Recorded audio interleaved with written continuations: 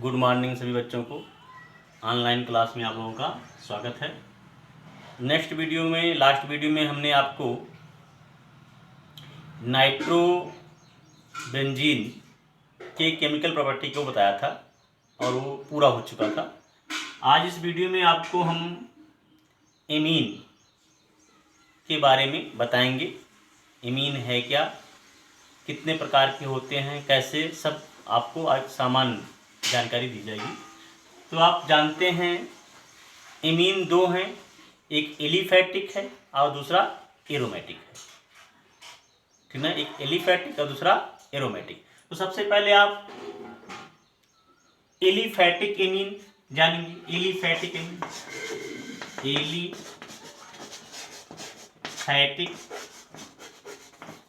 Amine जिसको लिखा जाता है RNH2,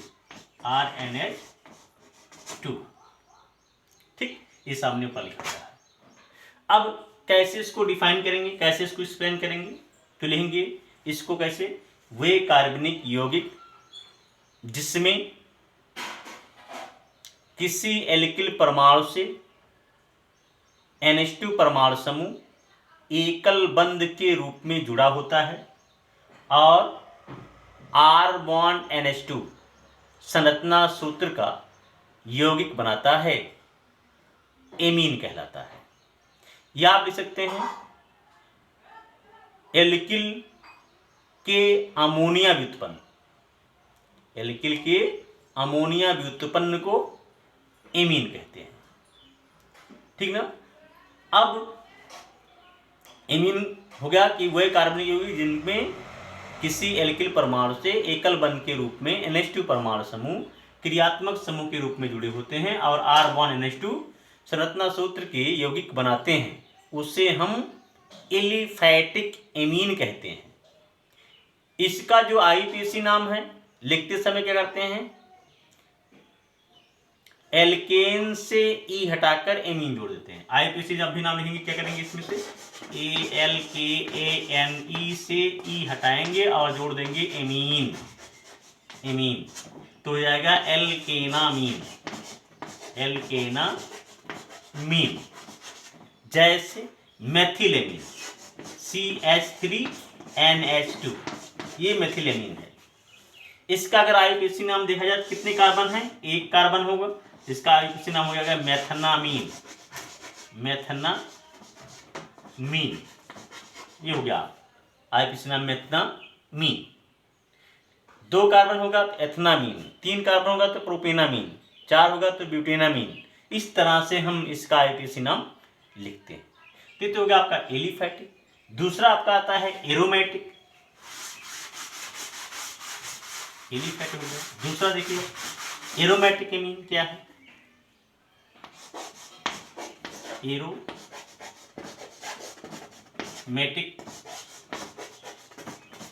amine AR bond NH2, देखिए, ठीक ना। इसमें क्या होगा कि वे कार्बनिक यौगिक जिसमें किसी एरोमेटिक यौगिक से NH2 परमाणु समूह क्रियात्मक समूह के रूप में जुड़े होते हैं और AR बॉन्ड NH2 संरचना सूत्र की यौगिक बनाते हैं, उन्हें हम एरोमेटिक एमीन कहते हैं। एरोमेटिक एमीन जो है ये सीधी श्रृंखला से जुड़ी होती हैं, जिसे नाभिक प्रतिस्थापी कह सकते हैं, और दूसरा जो होती है जो पार्श्व श्रृंखला से जुड़ी होती हैं, ये दो होती हैं, ठीक ना। तो खैर आपको इन सब के बारे में भी बहुत विशेष नहीं जानना है, तो आपको ये जानना है कि एरोमेटिक एमीन क्या है। तो आप लिखेंगे वही कार्बनिक यौगिक जिसमें किसी एरोमेटिक यौगिक से NH2 परमाणु समूह क्रियात्मक समूह के रूप में जुड़े होते हैं और AR बॉन्ड NH2 संरचना सूत्र की यौगिक बनाते हैं, उन्हें हम एरोमेटिक एमीन कहते हैं। अब ये तो हो गया आपका कि एमीन है क्या और एलिफैटिक एमीन क्या है और एरोमेटिक एमीन क्या है। अब जैसे हम लिख रहे हैं C6H5 NH2, ठीक ना। ये आपका है एनिलीन, इसे कहते हैं हम एनिलीन, एनिलीन, या इसे कह सकते हैं हम फेनिल एमीन, फेनिल एमीन, ये एरोमेटिक है। ठीक, अब आगे आइए कि एरोमेटिक का क्लासिफिकेशन कैसे होता है। तो एरोमेटिक का वर्गीकरण, सॉरी एमीन का वर्गीकरण,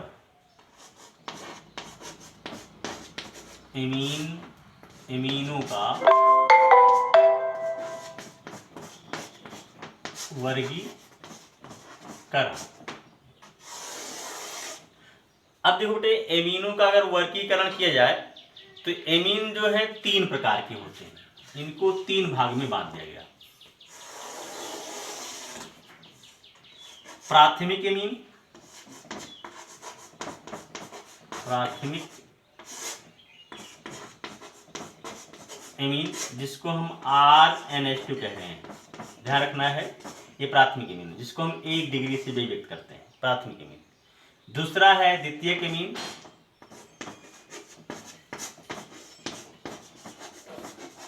द्वितीयक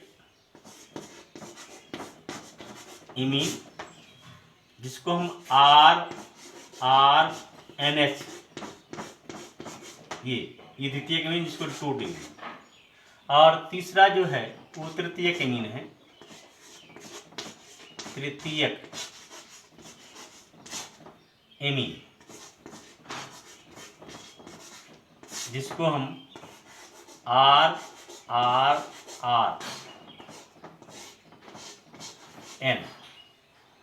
ठीक ना, ये तृतीयक एमीन है, ये 3 डिग्री। ये 3 प्रकार के होते हैं, प्राथमिक, द्वितीयक और तृतीयक। अगर आपसे कोई पूछता है प्राथमिक एमीन क्या है, तो आप क्या लिखेंगे कि वे कार्बनिक यौगिक जिसमें किसी एल्किल परमाणु से, किसी एल्किल परमाणु के प्रथम कार्बन से, किसी एल्किल परमाणु के प्रथम कार्बन से NH2 परमाणु समूह क्रियात्मक समूह के रूप में जुड़े होते हैं और R बॉन्ड NH2 संरचना सूत्र के युग बनाते हैं, उसे हम प्राथमिक एमीन कहते हैं। जैसे मेथिल एमीन हो गया CH3NH2, methyl amine, ethyl amine, propyl amine, इस तरह से ये प्राथमिक एमीन हो जा रहे हैं। फिर आता है द्वितीयक एमीन क्या है, तो वह कार्बनिक यौगिक जिसमें किसी एल्किल परमाणु में NH2 परमाणु समूह दूसरे कार्बन से वो तो सेकंड प्राइमरी, जिसमें 2 एल्किल परमाणुओं के मध्य NH परमाणु समूह क्रियात्मक समूह के रूप में जुड़े होते हैं और R2NH संरचना सूत्र के युग बनाते हैं, उसे द्वितीयक कहते हैं। और तृतीयक एमीन वे होते हैं जिसमें 3 एल्किल परमाणु से NH परमाणु समूह या N परमाणु समूह क्रियात्मक समूह के रूप में जुड़े होते हैं, उसे हम तृतीयक एमीन कहते हैं, जिसको हम R3N लिखते हैं, ठीक ना। तो इस तरह से आप प्राथमिक, द्वितीयक और तृतीयक एमीन के बारे में जान लिया कि ये प्राथमिक एमीन है, द्वितीयक एमीन है और तृतीयक एमीन है। अब इनकी संरचना कैसी होती है,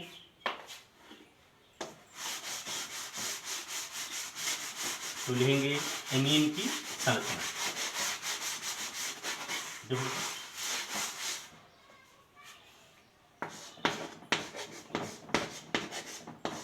एमीनों की संरचना,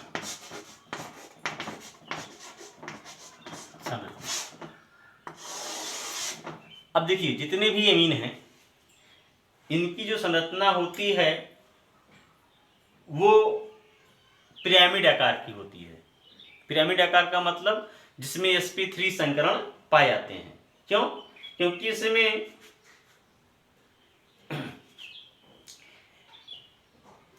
एक लोन पेयर, आप जैसे हमने लिखा, ये देखिए CH3NH2, ये मैंने लिखा।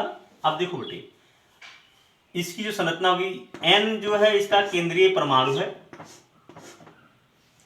यहां पर आपका जुड़ा है CH3, यहां जुड़ा है आपका हाइड्रोजन, यहां भी जुड़ा है हाइड्रोजन, क्योंकि नाइट्रोजन की वाहकता को उसमें 5 इलेक्ट्रॉन। और ये देखिए, ये एक लोन पेयर ऑफ इलेक्ट्रॉन है, ये लोन पेयर ऑफ इलेक्ट्रॉन है, लोन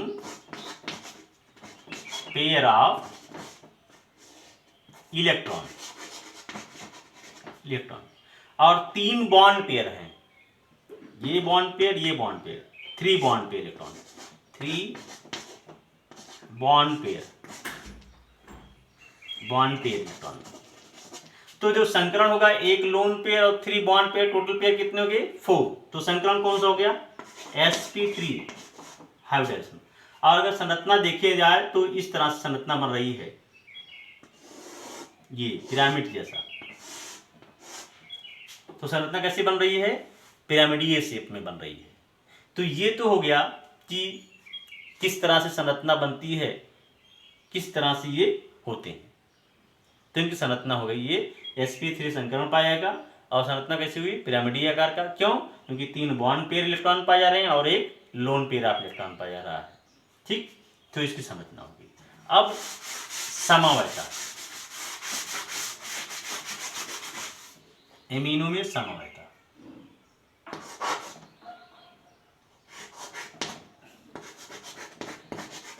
एमिनो में समवयता।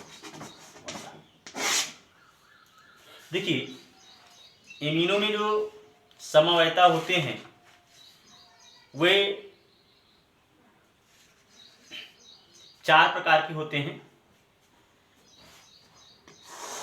इसमें जो समवयता होते हैं वो 4 प्रकार के होते हैं। कौन कौन से हैं आप देखिए। सबसे पहला तो आपका होगा श्रृंखला समवयता, श्रृंखला समवयता। दूसरा स्थान समवयता, स्थान समवयता। तीसरा जो है वो क्रियात्मक समूह समवयता है, क्रियात्मक समूह समवयता। और चौथा है मध्यावयता, चौथा है मध्यावयता। तो ये 4 प्रकार की समवयता जो है वे एमीन में पाए जाते हैं, श्रृंखला, स्थान, क्रियात्मक समूह और मध्यावयता। ठीक, तो ये कल आपको डिस्कस करेंगे इसके बारे में। इसके पहले जो आपको मैंने पढ़ाया है या जो मैं आप तक जितने भी वीडियो आपने देखे हैं उन सबको आप अपनी फेयर कॉपी में लिख लेंगे। उसमें जो मैंने क्वेश्चन भी बोला है उसको भी आप लोग लिख लेंगे। आप अपनी पढ़ाई को कंटिन्यू रखेंगे, जब तक आपको वीडियो भेजी जाती है तब तक आपने कॉपी पर इसको लिखते रहेंगे, क्योंकि जब भी विद्यालय खुलेगा तो इसके आगे ही हम पढ़ाएंगे। बाद में भले इसका रिवीजन किया जाए, लेकिन इसके पहले इसको हम नहीं टच करेंगे। इसलिए आप अपनी कॉपी पर ज़रूर इसको लिखें।